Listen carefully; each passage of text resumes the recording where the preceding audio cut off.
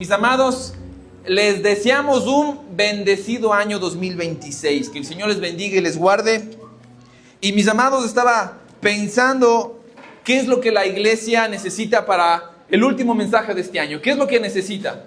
Y tengo un tema bastante, creo que no es como que motivacional, y voy a hablar de la depresión. Y yo estoy seguro que, pastor, no me hubiese gustado ese mensaje que hable de cosas feas y no de cosas bonitas para el 2026. Pero es una realidad que está sucediendo en nuestro país, es una realidad que está sucediendo en nuestra iglesia. A veces pensamos que el hermano que está al lado tiene una vida totalmente feliz y no sabemos las luchas que está pasando. Desconocemos las luchas, desconocemos el dolor profundo que cada hermano está pasando. Entonces, creo que es pertinente el mensaje del día de hoy, mi depresión y la de Elías, tomando en cuenta que Elías también pasó con una depresión y es un gran profeta. Pero antes de dar rienda suelta al mensaje, permítame darles simplemente algunas estadísticas que creo que es importante. La salud mental en Ecuador, ¿cuáles son los datos reales en cuanto a la salud mental? Mis amados, 720,000 personas mueren cada año por suicidio. A nivel mundial, obviamente. 720,000 personas deciden quitarse la vida a nivel global. No obstante, mis amados, en el Ecuador, la principal causa de muerte entre jóvenes de 15 y 29 años, levante quienes estamos en esa edad, 15 y 29 años. Estamos, no muchos, ¿no? Estamos pocos. No, ya tengo 37 años, ¿no? Ya tengo 37 años. Mis amados, entre los jóvenes entre 15 y 29 años, dice que es la principal causa de muerte entre el puesto número 2 y el puesto número 3. La primera causa son los accidentes. La segunda y la tercera, suicidios. A veces viene la cuarta con enfermedades y homicidios. Es decir, es más peligroso que el joven se quite la vida que tenga un accidente de tránsito.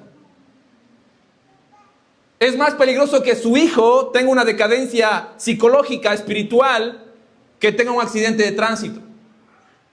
Las estadísticas dicen lo siguiente: en el Ecuador también se encuentra entre las primeras cifras, y desde la pandemia hasta acá se ha aumentado un 25% en cuanto al consumo de fármacos, ansiolíticos y antidepresivos. El 25% y creciendo para el 2026. En pocas palabras, se está empezando a normalizar el automedicarse, comprar ansiolíticos para poder dar la buena batalla de la vida. En pocas palabras, nuestro país está con problemas y lo que está optando para poder dar esa buena lucha es ir a una farmacia, comprarse un ansiolítico para poder dar la batalla y avanzar cada día. Han aumentado las ventas. ¿Se han dado cuenta que es un buen negocio las farmacias? ¿Está pensando en un negocio? Piensa en una farmacia. ¿Se han dado cuenta que en una cuadra existen 4 farmacias más que restaurantes? ¿Se han dado cuenta? Porque la gente de repente está abocada, la gente está sufriendo y no sabe cómo sufrir y lo hace de esta manera. Pero la gente no está sufriendo bien, porque lo que hace el fármaco es simplemente poner una anestesia. No es la solución. Un ansiolítico, un antidepresivo no es la solución. Es como darle paracetamol a una persona que tiene un problema infeccioso en su estómago. Cuando le das paracetamol, lo único que hace es de manera externa bajar los síntomas, pero esta persona necesita algo para que su enfermedad pueda curarse. El paracetamol no hace nada. De la misma manera, los ansiolíticos, los antidepresivos están simplemente calmando los síntomas de un problema profundo. Pastor, ¿es pecado que un cristiano tenga depresión? No necesariamente, porque la depresión y la ansiedad tiene varias fuentes. Sí, mi amado, no es una sola fuente la depresión y la ansiedad.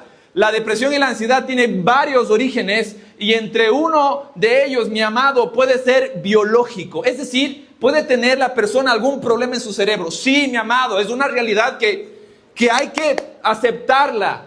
Es sentido común, porque a veces pensamos que una persona que tiene depresión y ansiedad está en pecado. No necesariamente. Puede tener alguna disfunción biológica, química en su cerebro y que necesita ciertas ayudas para poder estar de manera equilibrada. Sí, es biológica, pero esos casos son pocos. En su gran mayoría, las causas de las depresiones y las ansiedades tienen causas más mentales y psicológicas y de dolor del alma.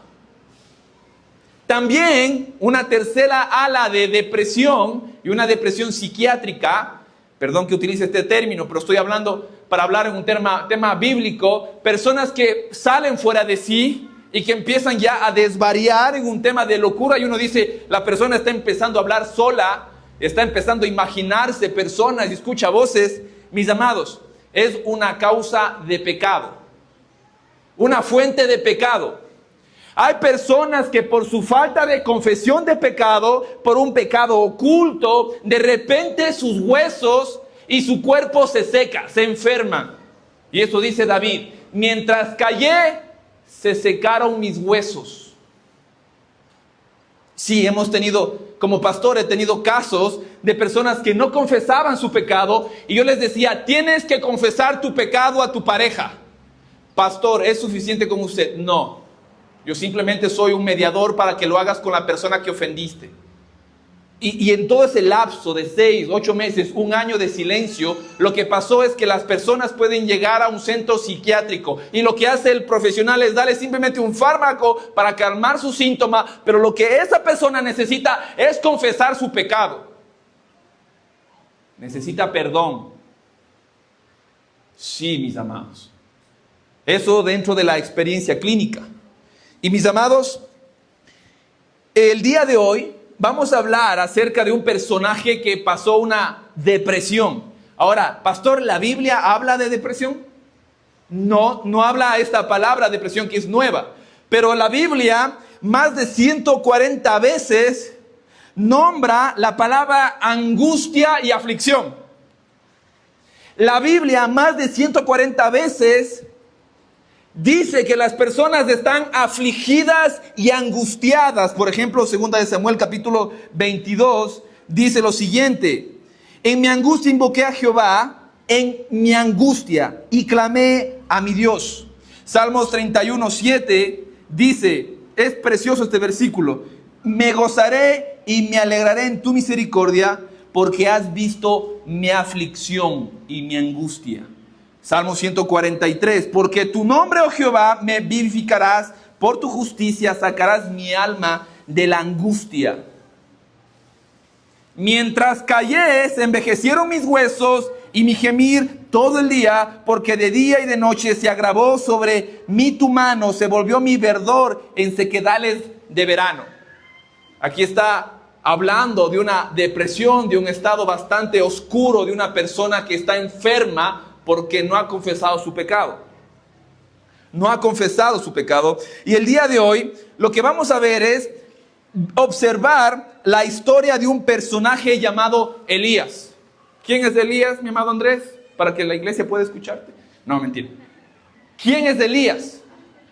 Elías es un profeta. Escuchen, mis amados. Es un profeta que en el Nuevo Testamento, junto con Moisés, es uno de los personajes que está acompañando a Cristo Jesús. En pocas palabras, cuando Jesús quiere una compañía de los grandes hombres del Antiguo Testamento, está Moisés y ¿quién más? De ese personaje Elías habla Santiago, habla el libro de Hebreos, que es un hombre de fe. De este gran profeta, de este gran hombre, en un momento dado de su vida, cayó en un hueco depresivo y lleno de ansiedad. Y vamos a ver cuáles son los errores que él cometió para llegar a este punto y qué es lo que Dios hace con él para sacarle de ese punto. Eso es lo que vamos a ver a través de la Escritura.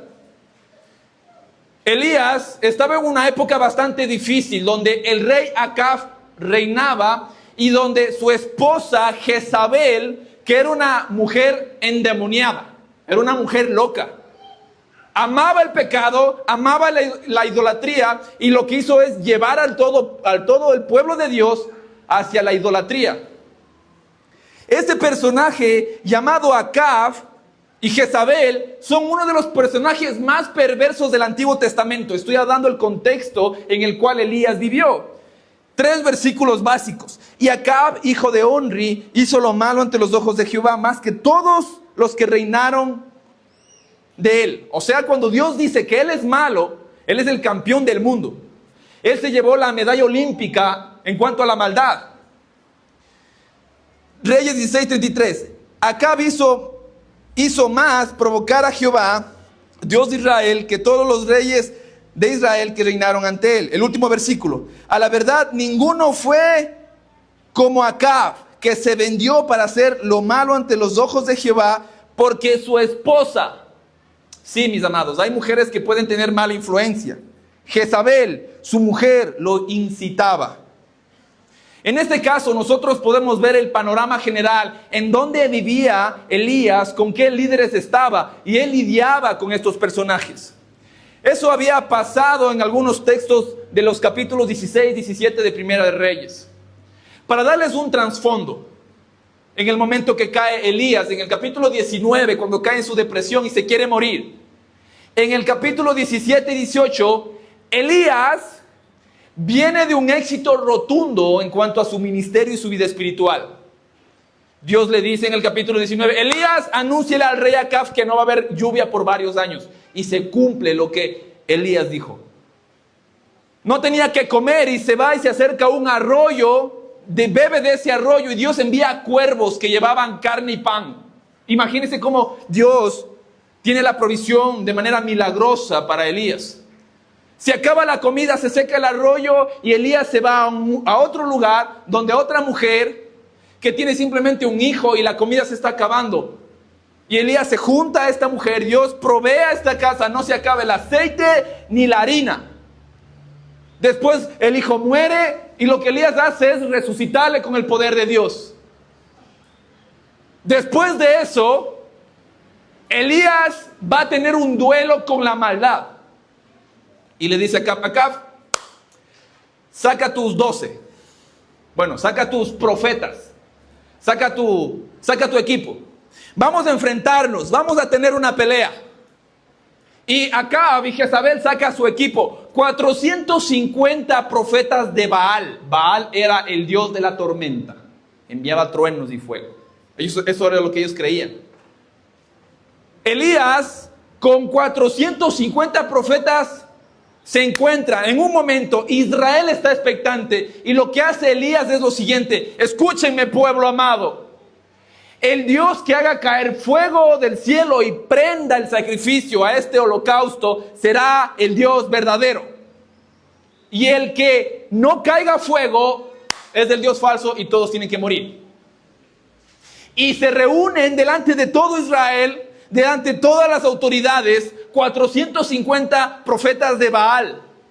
Arman un sacrificio y estos profetas de Baal empiezan a avanzar, empiezan a cortarse. Es interesante cómo se empiezan a lastimar estos profetas, empiezan a sangrar. Dice desde que salió el sol por la mañana hasta por la tarde. Y Elías está sentado en un lugar observando todo eso. Y es interesante cuando usted lee el capítulo 18, Elías empieza a hacerles bullying. El buen bullying, ¿no? Empieza a burlarse. Y empieza a decirle, griten un poco más a su Dios porque quizás salió de viaje. Y uno empieza a escuchar estas ideas bastante extrañas de Elías. Elías ve que se siguen ellos gritando y les dicen, griten más a su Dios porque quizás está haciendo sus necesidades, está en el baño. Eso dice el texto. Lo que Elías está haciendo es burlarse de esos profetas y lo que hace es compararle a Baal con un ser humano que va de viaje, que duerme, que no escucha y que se va al baño. Elías está dando un concepto enorme.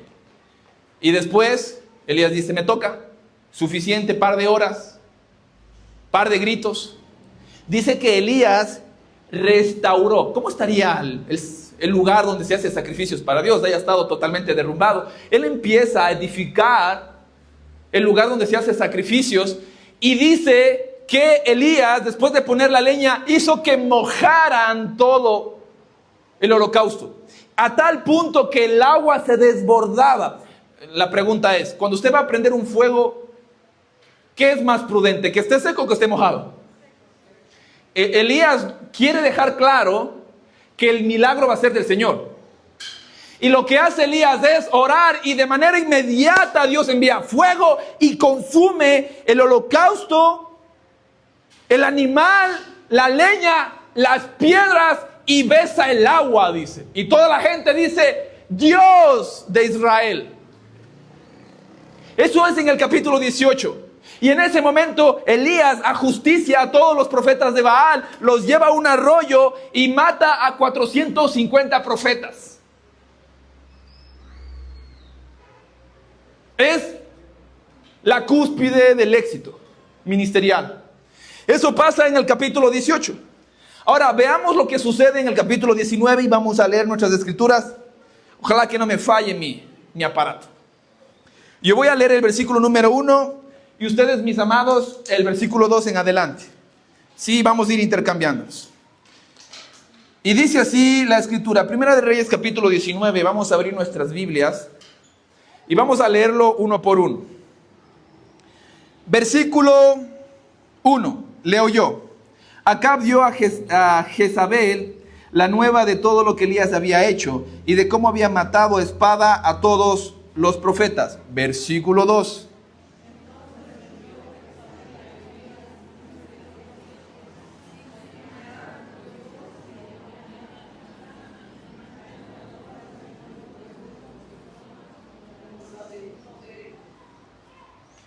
Versículo 3. Viendo pues el peligro, se levantó y se fue para salvar su vida. Y vino a Berseba, que está en Judá, y dejó allí a su criado. Versículo 4.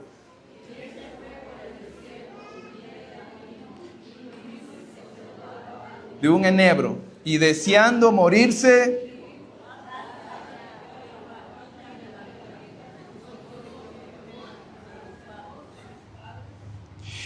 versículo 5. Y echándose debajo del enebro, se quedó dormido. Y he aquí luego un ángel le tocó y le dijo, levántate, come. Versículo 6.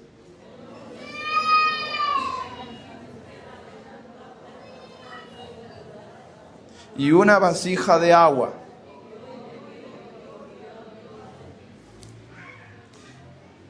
Versículo 7. Y volviendo el ángel de Jehová, la segunda vez le tocó diciendo, levántate y come, porque largo camino te resta. Versículo 8.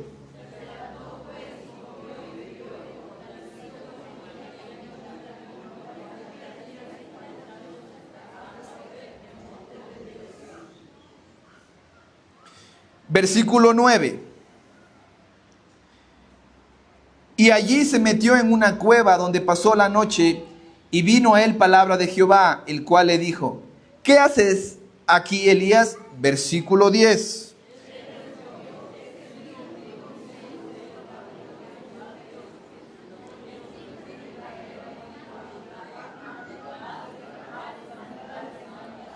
Para tus profetas.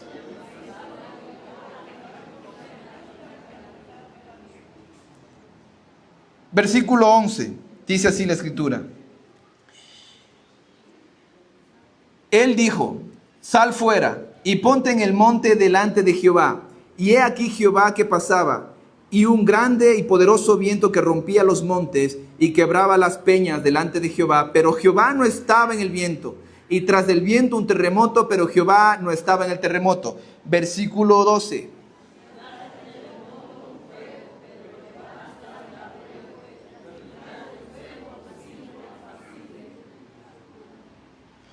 Versículo 13. Y cuando lo oyó Elías, cubrió su rostro con su manto y salió. Y se puso a la puerta de la cueva, y aquí vino a él una voz diciendo, ¿qué haces aquí, Elías? Versículo 14, mis amados.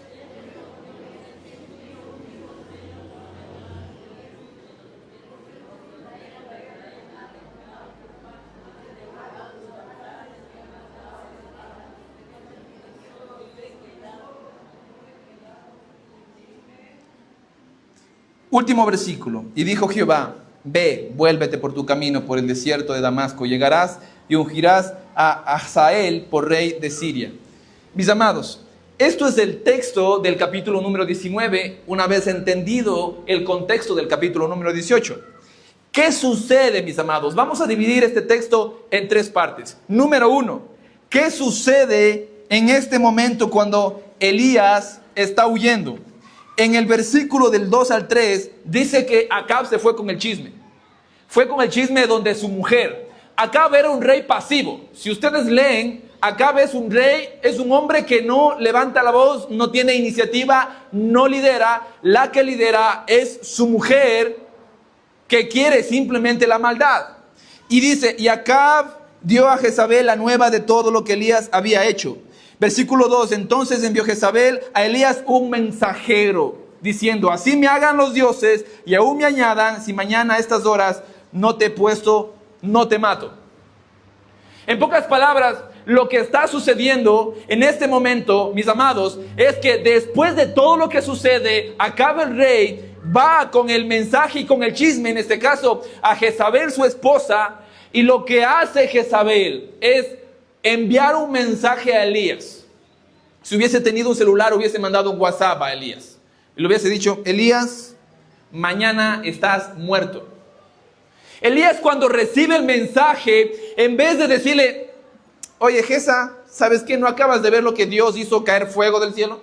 ¿No viste que Dios no manda las lluvias y no es Baal el Dios de los truenos, sino que es nuestro Señor el que provee lluvias?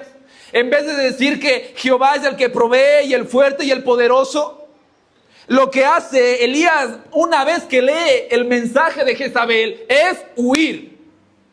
De repente Elías se olvida de lo que Dios había hecho en su vida. Y lo que hace Elías es simplemente enfocarse en el problema que Jezabel está presentando. ¿Cuál es el error que comete Elías? ¿Cuáles son los 5 errores que comete o los 6 errores que comete Elías para caer en este pozo oscuro de la depresión? Vamos por el primero. Error número 1. Error número 1. Dejar de ver a Dios y fijarse solo en las circunstancias. ¿Qué pasó? El texto dice que tuvo miedo y levantándose fue para salvar su vida. Elías no se acuerda que Dios había preservado su vida con los 450 profetas de Baal. Era el único. Elías se olvida de que Dios le está cuidando. Lo que hace Elías es dejar de ver a Dios y fijarse en las circunstancias. Una persona que cae en depresión, aflicción, es porque deja de ver a Dios y empieza a ver el problema. Y empieza a inventarse un problema. Elías está inventando un problema. Elías no sabe que Jezabel más adelante va a caer y va a morir comida por perros. Eso dice más adelante. Si es que Dios le hubiese dado toda esa información, Elías hubiese estado sentado tranquilo. Pero Elías se olvida de quién es Dios. Esto me suena mucho a un personaje en el Nuevo Testamento. A un hombre que intentó caminar por la tormenta. ¿Quién es? Pedro. Cuando Pedro estaba caminando en la tormenta, dice la Escritura, cuando él vio la tormenta empezó a hundirse.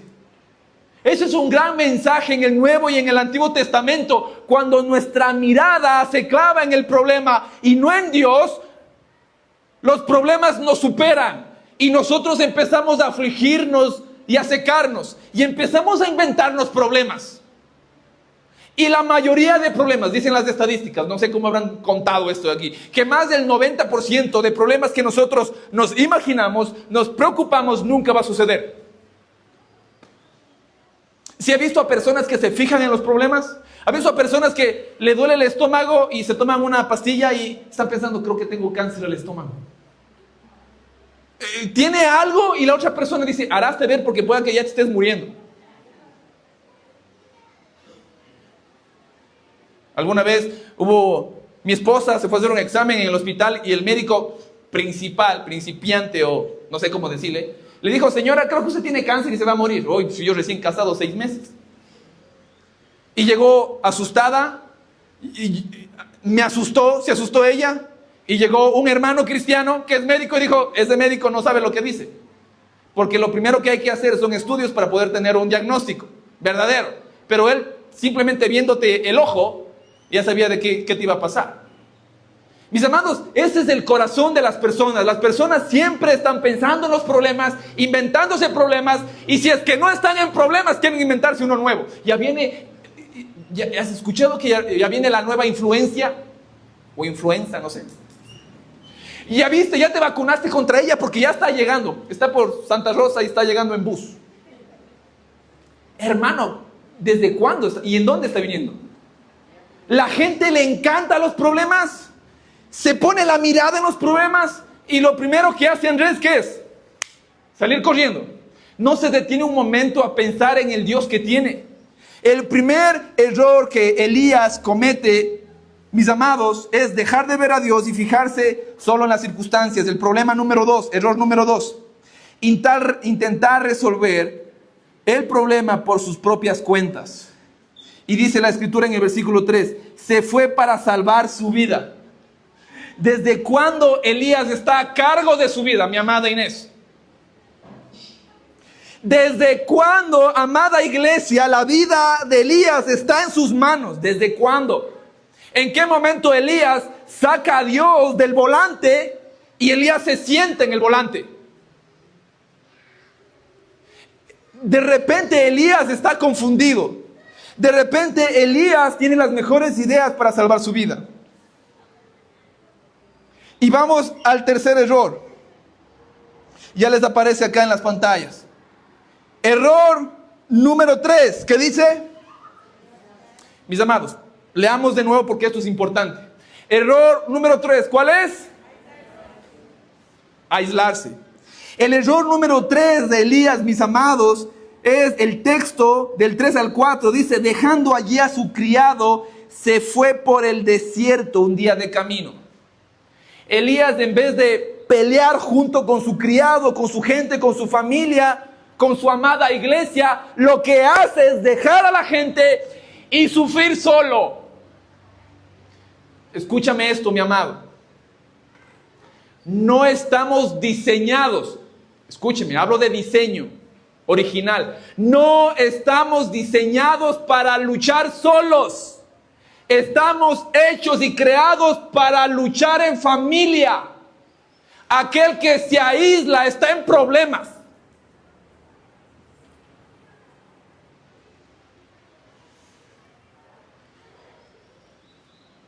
Hay un texto en el Nuevo Testamento que es excelente para hablar de este principio. El apóstol Pablo está, el gran apóstol Pablo, aquel hombre que vio a Cristo en el camino a Damasco, aquel que conoció cosas preciosas en el tercer cielo, se sentía afligido y desanimado, y en un momento dado, en 2 de Corintios 7:6, dice el apóstol Pablo, Dios que consuela a los humildes, nos consoló con la venida de Tito.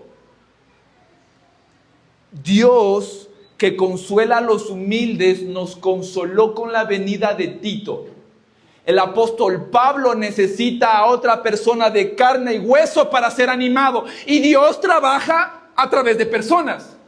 Si es que usted se aísla en su casa, en su mundo, ¿cómo puede salir de sus problemas? Se hunde. No estamos hechos para sufrir solos. Aquella persona que sufre solo, mis amados, es antibíblico y antinatural. El apóstol Pablo es animado por otros hermanos en Cristo. Y Dios trabaja a través de estas personas. Es importante que puedas cultivar amistades profundas. Amistades de 2 de la mañana. Yesiel, llámame. Morona, ¿puedes orar por mí? Cristian, ¿puedes orar por mí a las 2 de la mañana? Esas clases de amistades no surgen soplando botellas. Esas amistades se trabajan, se esfuerzan. Son amistades intencionales que quieren ayudarse mutuamente. Aún Jesucristo, mis amados, en su momento más difícil, en la aflicción de su vida, cuando estaba yendo a la cruz, en el huerto de Getsemaní, dijo, mi alma está angustiada. Acompáñame, Pedro, Santiago, Jacob, acompáñenme. Juan, oren conmigo, mi alma está angustiada. Jesús no necesitaba a otras personas, pero nos deja un precioso ejemplo de cómo debemos pasar las aflicciones. No podemos solos. Necesitamos a personas, un tejido social, una iglesia que nos ayude, nos dé un consejo, que nos pueda ayudar a ver las partes ciegas de nuestra nuca. Sí, mi hermano, no lo sabes todo. No sabes todo el consejo, a pesar de que tengas 10 o 20 años de iglesia, no lo sabes todo. Necesitas a alguien más que te pueda ayudar a ver lo que tú no ves.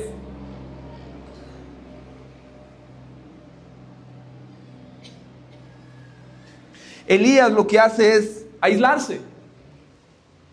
Antibíblico, antinatural.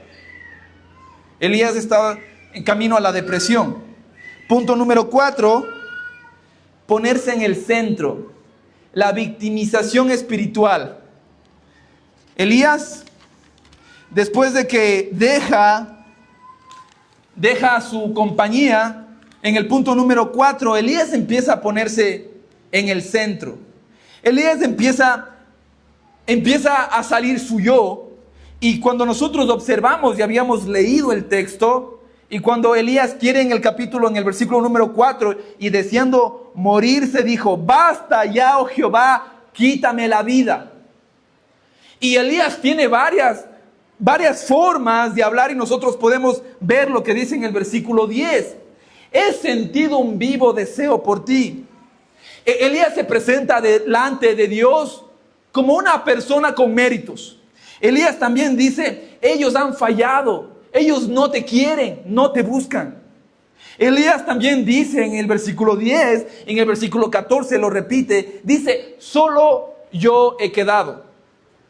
Y más adelante dice: me buscan para matarme. Elías es el centro.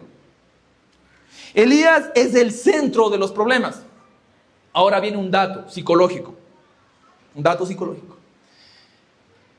La Academia Clínica dice que, escuchen con esto, una persona que está en depresión profunda y que está en una ansiedad profunda es una persona que todas las cosas giran en esa persona. Y esto es muy importante entender. Es muy importante entender. Porque la persona que está en depresión siempre anda rumiando. Yo, mis problemas, la gente, lo que a mí me sucede, no, a nadie me hace este favor. Siempre está rumiando pensamientos y siempre el centro es de esta persona. Tiene un autoenfoque excesivo. Las personas que tienen un autoenfoque excesivo son personas que repiten constantemente cuadros de depresión. Anótese eso. Lo mejor dentro de un consejo que usted puede dar a una persona que está en depresión es servir a otros.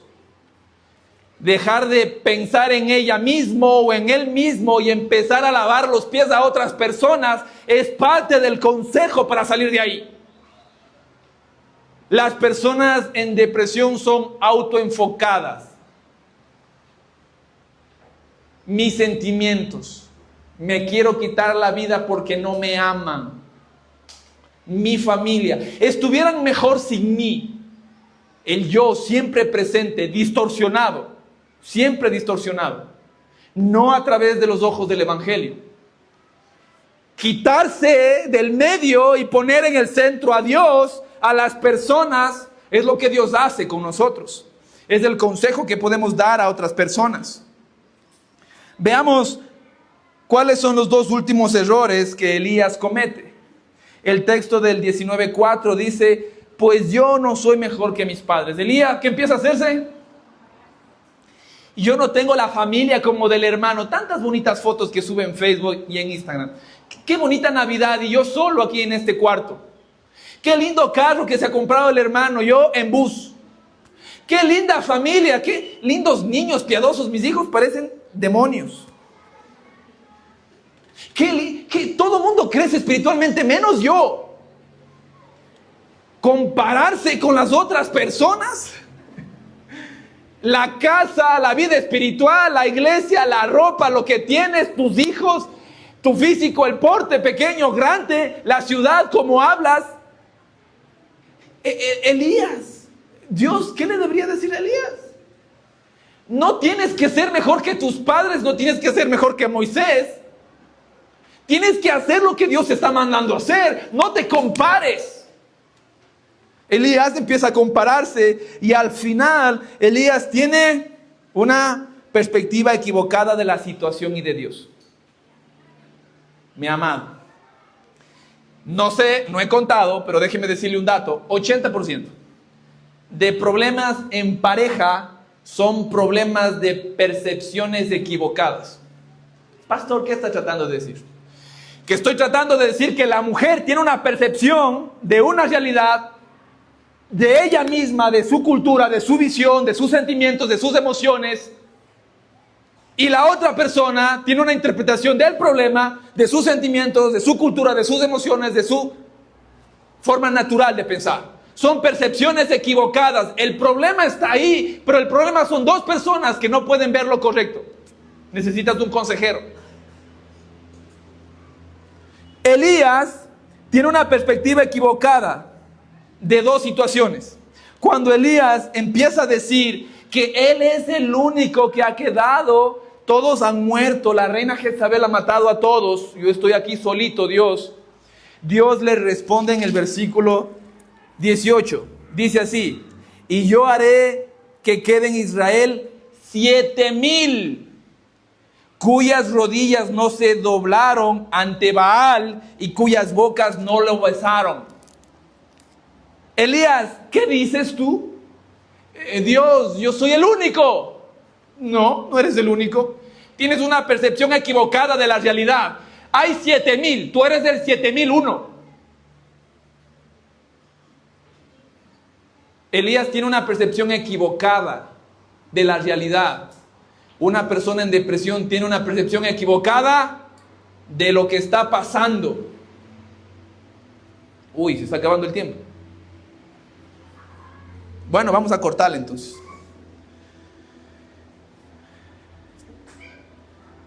Elías tiene una percepción equivocada de Dios, de la realidad y de Dios.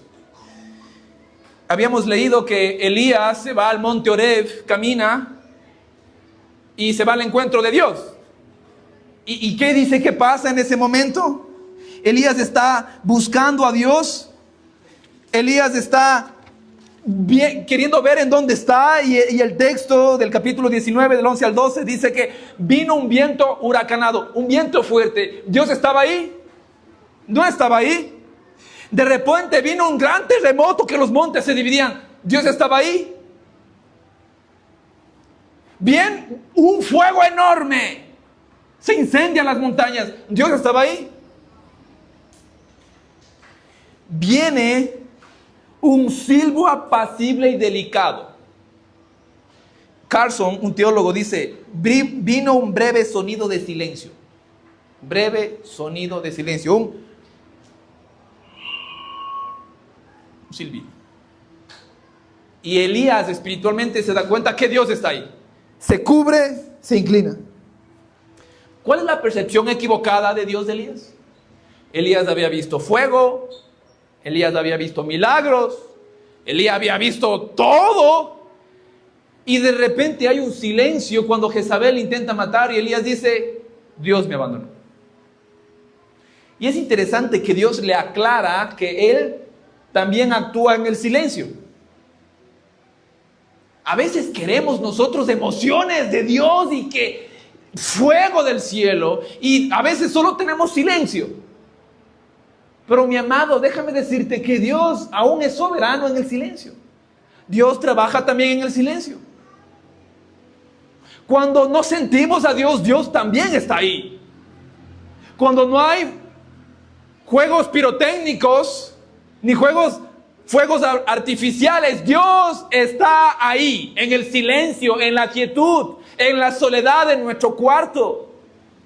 En el silencio de una oración, Dios está ahí. En ese Carson, en ese sonido de silencio. Elías tiene una perspectiva equivocada de Dios. Lo que Dios le hace es enfocarse, conocerle mejor a Él. Una persona depresiva y en ansiedad tiene un concepto errado de Dios que tiene que aclararse. Dios ya no me ama. Dios no me ha cuidado. Dios no ha provisto. Dios está lejos. Dios no me escucha. Lo mejor que puedo hacer es quitarme la vida.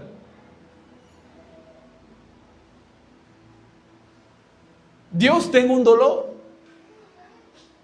¿Dónde está Dios en ese dolor? Un concepto que necesitamos aclarar de Dios. Una percepción equivocada de la realidad, una percepción equivocada de Dios te lleva a una depresión. Me encanta Dios. Me encanta porque ¿qué hace Dios? ¿Qué hace Dios? Y termino con esto. Este 2025, acuérdate de este mensaje. Acuérdate de este mensaje. Dios hace una intervención de PDP. PDP. Pan le da descanso y le da propósito. Esto es importante. Elías está cansado, se mete en un desierto a morirse, ya no quiere vivir. Versículo 5, y echándose debajo de un enebro, se quedó dormido, y he aquí, luego un ángel le tocó y le dijo, levántate y come. Elías está tan cansado que debajo de un árbol, yo buscaba ayer enebro, son árboles frondosos, bien frondosos, son bien frondosos, como una canela. No es como un árbol de guava o que tiene solo ramas, es un árbol bien frondoso, hay buena sombra. Elías se queda, está dormido, después que pide morirse y que le quite la vida a Dios. Elías está ahí y Dios interviene. ¿Y qué hace con Elías Dios? ¿Qué hace? En el versículo 5, el ángel le tocó. ¿Qué hubiese hecho Joel de Dios para mandarle un ángel? Anda donde Elías, está rebelde, ha perdido la fe, está acabando el 2025 y como que ya se le fue. Anda y coge y métele uno por atrás, en la nuca, para que aprenda este filisteo. Es interesante que Dios manda a un ángel y le dice, tócale, dale de comer. Qué bueno un Dios así. Qué bueno un Dios lleno de gracia y misericordia. Qué bueno. Qué bueno su gracia y su misericordia que se extiende. En vez de darle una exhortación a Elías, Dios sabe que Elías necesita descanso y pan. Estamos en una generación, hay un filósofo, Han, chino, que escribió un libro, La Sociedad del Cansancio. Interesante libro. Y él dice que la generación del 2021, la generación del siglo XXI en adelante, es una generación cansada. Yo me meto ahí y estoy cansado. Cansado del trabajo, cansado de la familia, quiero vacaciones para descansar, me voy a las vacaciones y vuelvo y sigo cansado de las vacaciones, necesito descansar ahora de las vacaciones. Estoy cansado todo el tiempo. Cansado de la iglesia, cansado de la vida espiritual, cansado de mis amigos, cansado de la familia, cansado. No hay descanso.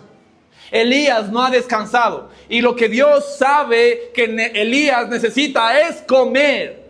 Es comer y descansar. Y en el texto dice, y había una torta cocida en ascuas. La torta está calientita. Cuando Dios le dice al ángel, anda, algún pan, pero ese pan tiene que estar caliente. Qué bueno. ¿Se ha comido pan caliente? Ese pan calientito que recién llega a la mesa. Ese es Dios. Y le dijo, levántate y come. Entonces, versículo 6. Entonces miró y he aquí a la cabecera una torta cocida sobre ascuas y una vasija de agua, y comió y bebió y volvió a dormirse. Versículo 7. Y volviendo el ángel de Jehová la segunda vez le tocó diciendo, levántate, come porque largo camino te resta. Nuevamente Dios le da de comer a Elías. Voy a terminar con esto. Escuchen. Pastor, yo esperaba un mensaje que... ¿Usted está en depresión? ¿Conoce a alguien que está en depresión? Escuchen. Esto hago yo en la práctica clínica. dormir, comer. Parece tan simple, eso lo dijo un psicólogo clínico de Harvard, Jordan Peterson. Come y duerme bien, dice. Y vas a ver que en un par de meses estás recuperado de la depresión. ¿De dónde sacó esa tesis de ese hombre tan genio? Dios le dice a Elías, come y duerme. Pan y descanso. Necesitas descansar. Sí, duerme, descansa. Descansa, come. Estamos en una generación donde se idolatra la productividad. Productividad por todos los lados. Aun cuando descansas, tiene que ser un descanso productivo. Descansa de manera productiva. Este psicólogo Han, la sociedad del cansancio. Y termino con el último punto y les pido que me regalen 5 minutos más. Propósito. Dios le da propósito a Elías. En el versículo 15 al 16, y dijo Jehová, vuélvete por tu camino y por el desierto de Damasco, y llegarás y ungirás a Hazael por rey de Asiria, a Jehú, hijo de Nimsi, ungirás por rey sobre Israel, y a Eliseo, hijo de Safat, ungirás para que sea profeta en tu lugar. ¿Qué hace Dios con Elías? Dios lo que hace es darle un propósito y un sentido a lo que está pasando. No es el fin de Elías. Elías quiere poner un fin a su vida. Elías quiere poner un fin a su vida, pero Dios no ha terminado con él. Aún no le ha puesto fin. Dios tiene un propósito con Elías y es ungir a 2 reyes más y a ungir a aquel profeta que le va a reemplazar. Eliseo tiene que terminar su propósito. Dios quiere trabajar todavía más con Elías y contigo también. No termines tu vida. Pon tu vida en el Señor. No termines tu vida. Pon tu vida al Señor. No termines tu vida. Pon tu vida en manos del Señor.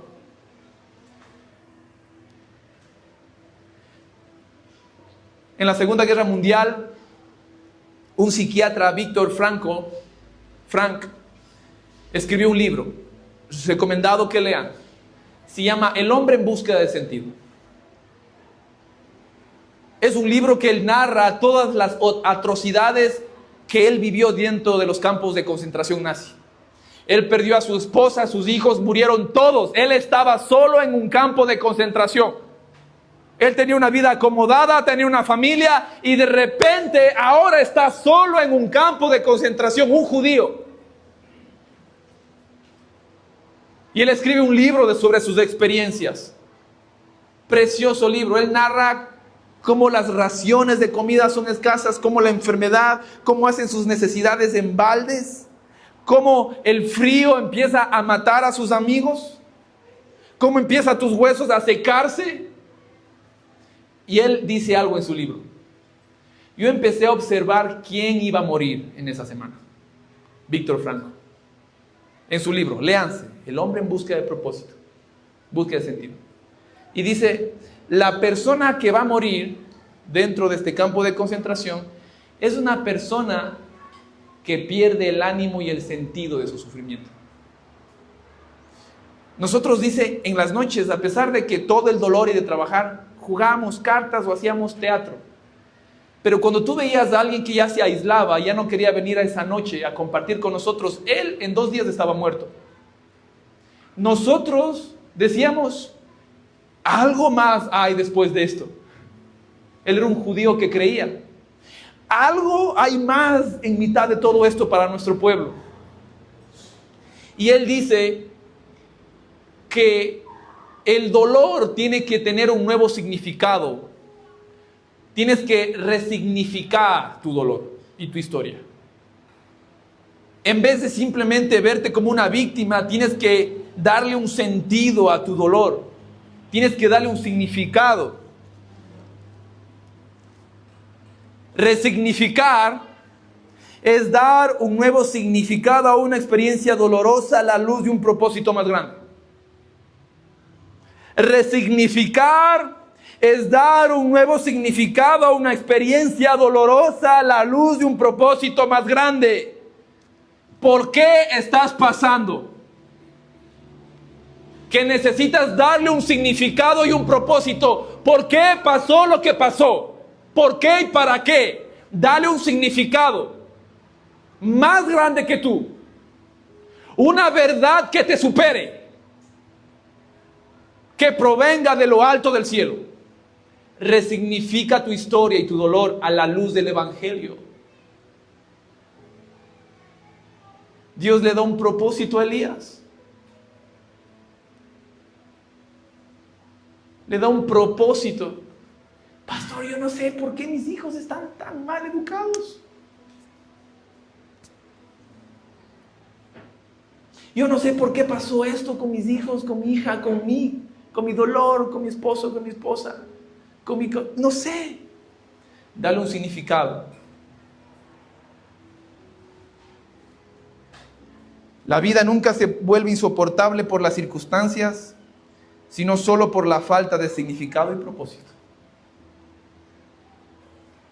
La vida nunca se vuelve insoportable por las circunstancias. Él decía que podía soportar cualquier circunstancia siempre y cuando encontraba un propósito más grande de lo que está sucediendo.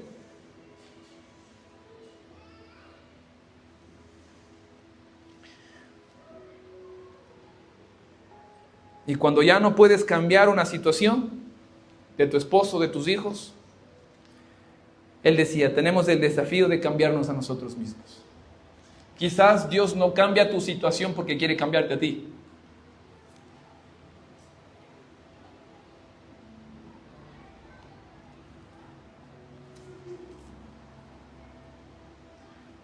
...2025, Jordi... acuérdate... suelta el volante. Dios no tiene que estar ni de copiloto ni atrás. Él tiene que estar en el volante. Elías se puso al volante y cayó en un abismo. Que Dios guíe tu vida. Que el Señor bendiga tu vida para este 2026.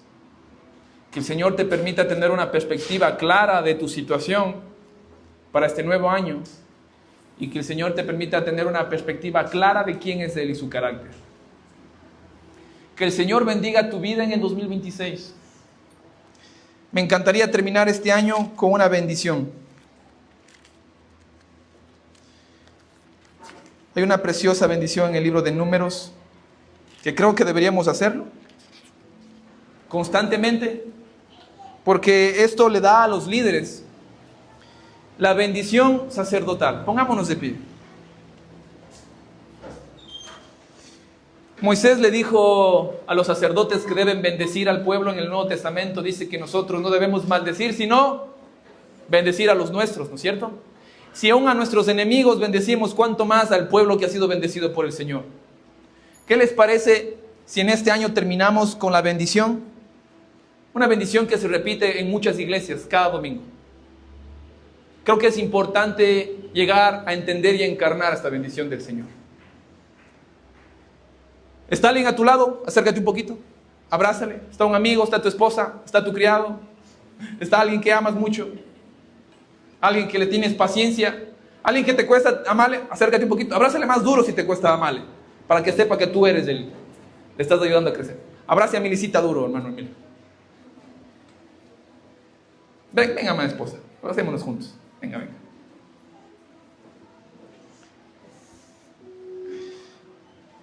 Eso se encuentra en el libro de Números capítulo 6, versículo del 24 en adelante. Para la iglesia León de Judá. Que Jehová te bendiga y te guarde. Que Jehová haga resplandecer su rostro sobre ti. Que Jehová tenga misericordia de ti y Jehová ponga en ti paz.